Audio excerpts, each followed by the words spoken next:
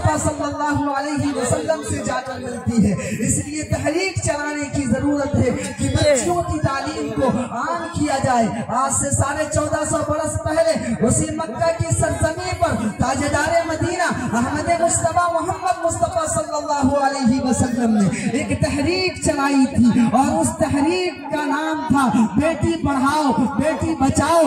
आज हुकूमत इस तहरीक को चला रही है तो हम ये समझते हैं कि हुकूमत ने इस तहरीक को चलाया है। नहीं मुसलमान भाइयों, अल्लाह गैरों से काम ले रहा है। अल्लाह के रसूल ताजदार मदीना अहमद मुस्तफा मोहम्मद मुस्तफा सल्लल्लाहु अलैहि वसल्लम ने आज से 1450 बरस पहले उसी मक्का की सरजमीन से एक तहरीक चलाई थी और उस तहरीक का नाम था बेटी पढ़ाओ बेटी बचाओ। और अल्लाह के रसूल ने फरमाया था कि जो शख्स वो बेटी की अच्छी तरीके से परवरिश करता है, अच्छी तरीके से उसको पालता है पोसता है, यहाँ तक कि वो जवान हो जाती है, तो वो मैं और वो कयामत के दिन इस तरीके से होंगे। और अल्लाह के रसूलुल्लाह सल्लल्लाहु अलैहि वसल्लम ने शहादत के बीच वाली उंगली को मिलाया और कहा कि मैं और वो इस तरीके से जन्नत के अंदर होंगे। अल्लाह के रसूल सल्लल्लाहु अलैहि वसल्लम ने ताजदार मदीना अहमद मुस्तफा मोहम्मद मुस्तफा सल्लल्लाहु अलैहि वसल्लम ने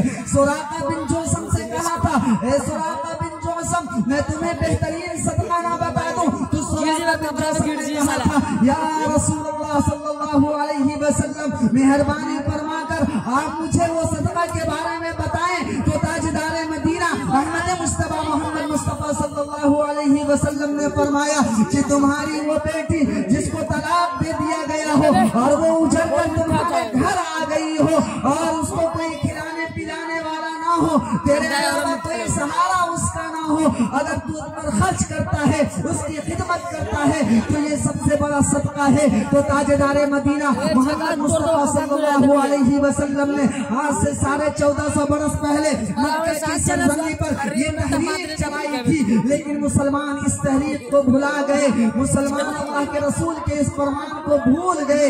यही वजह है कि आज मुआशरे के अंदर हमारी गत है और हर तरफ से मुसलमानों को सताया जाता है, हर तरफ से हमारे इस्लामी तशक्कुल को खत्म करने की कोशिश की जा रही है।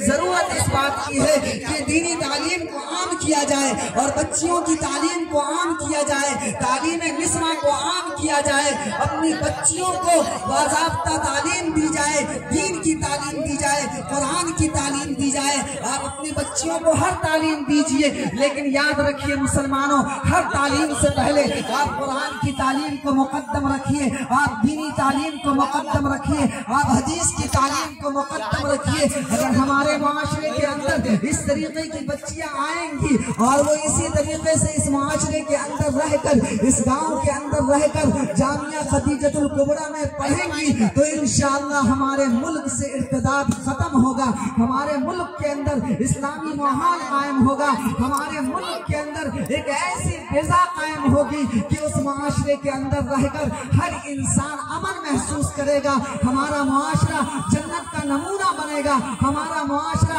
अमन का नमूना बनेगा। हमारे मुआशरे के अंदर फिर इस तरीके से बड़ी बड़ी आलिमा निकलेंगी और बड़ी आलिया निकलेंगी और इस तरीके से वो दीन का दुनिया का नाम रोशन करेंगी, मुल्क का नाम रोशन करेंगी, समाज का नाम रोशन करेगी, जरूर गांव का नाम रोशन करेगी। जरूरत इस बात की है कि औरतों की तालीम को, खवातीन की तालीम को, तालीम निस्मा को आम किया जाए और इसके फरोग के लिए और इसकी इशाद के लिए हम सब लोग मिलकर मौलाना मोहम्मद अली साहब के कदम से कदम मिलाकर और उनसे उनके कंधे से कंधे मिलाकर इस इदारा को आगे बढ़ाने की कोशिश करें। हम सब लोग उनके साथ रफीकाना तौर पर रहें। यकीन जानिए जब मुआशरे में इंसान रहता है तो रफीक के साथ साथ वो दुश्मन भी हो जाता है। मदारिस जहाँ भी है और जहाँ भी मदारिस चलाने वाले हैं, हम सब लोगों की जिम्मेदारी बनती है कि हम उनके कदम से कदम मिलाकर और उनके कंधे से कंधे मिलाकर हम आगे चलें और इस तालीम को हम फरोग दें। इंशाअल्लाह फिर इनकलाब आएगा और फिर इंशाअल्लाह पूरे हिंदुस्तान ही के अंदर नहीं बल्कि पूरी दुनिया के अंदर इनकलाब आएगा और पूरी दुनिया के अंदर जो है इस्लाम कोने कोने के अंदर पहुंचेगा इंशाअल्लाह। इसी चंद बातों पर मैं अपनी बात खत्म करता हूँ। और तौफीक इल्ला बिल्लाह। इस्लाम जिंदाबाद, इस्लाम जिंदाबाद, कुरान जिंदाबाद, कुरान قرآن زندہ باد، تعلیم نسواں زندہ باد، تعلیم نسواں زندہ باد۔